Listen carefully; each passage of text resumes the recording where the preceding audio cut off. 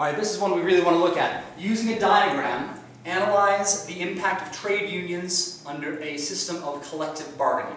Okay? Obviously with the diagram you need to make sure that you get this right, but if you know the diagram, it's super easy.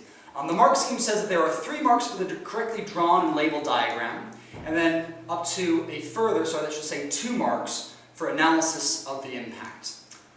So what you need to know is the collective bargaining diagram. We need to first of all put on the axes. I would recommend using real wage rate on the y-axis and then quantity of labor on the x-axis. We then would draw our demand curve, always downward sloping. We could say that this is demand for labor, which equals marginal revenue product. It's nice to have that in our mind. We think that we're basing this off marginal revenue product theory. And then we'd say that the supply of labor is what workers are bringing to the market, and you can say that's an upward sloping curve, supply of labor, pretty standard supply and demand curve.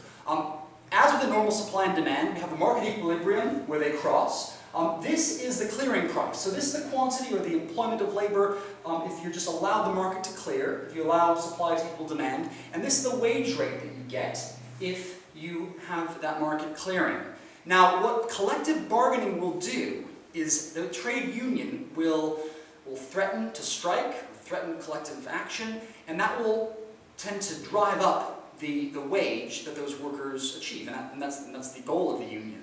And so by driving up the wage, they basically set a new price, a price floor to say that this is the wage for the trade union, and that's the minimum wage that the trade union will accept. Now what this does is this essentially means that there's a new supply of labor curve. This new labor supply curve looks like this. It doesn't go below the wage the trade union has negotiated. So it's just a horizontal line until it gets to there, and then it shoots up as basically the same curve as the old supply of labor curve. Now what this means is that the new supply and demand will no longer be here, but it will meet here.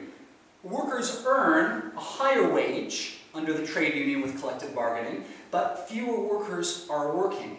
And what this means is that the workers who have a job have a better wage for that job, but there are fewer of them doing it. And so that's sort of the question of whether or not it's a good thing. Some people would argue that this is a type of market failure.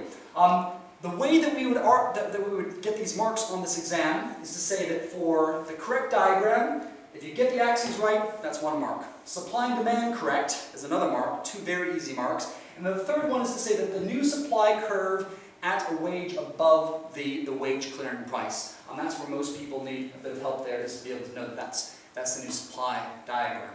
Alternate things that you could use for the axes, you could use for the x-axis, you could say labor, number of employees, the quantity, Q lab, or employment. Any of those are acceptable down here. And then for the y-axis, you could say wage rate, real wage rate, as I've said, W, price of labor.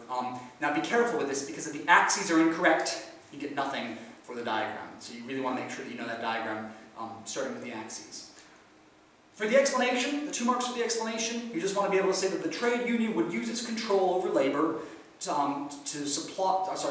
over labor supply to negotiate a wage which is higher than the clearing wage. And so that's your first mark, to just say that they've increased the wages.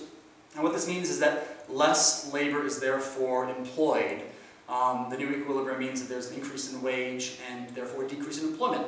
3 for the diagram, 2 for that explanation right there.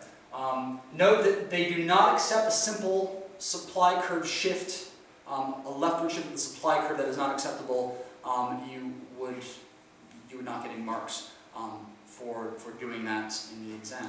And the only other thing that I'd say here is if you really wanted to describe the market failure on this, you could say that there's a deadweight loss. This triangle here. This represents workers who would like to be working but aren't employed because the union has negotiated a wage that is so high that the firms do not want to, that they will not demand labor beyond Q of the trade union.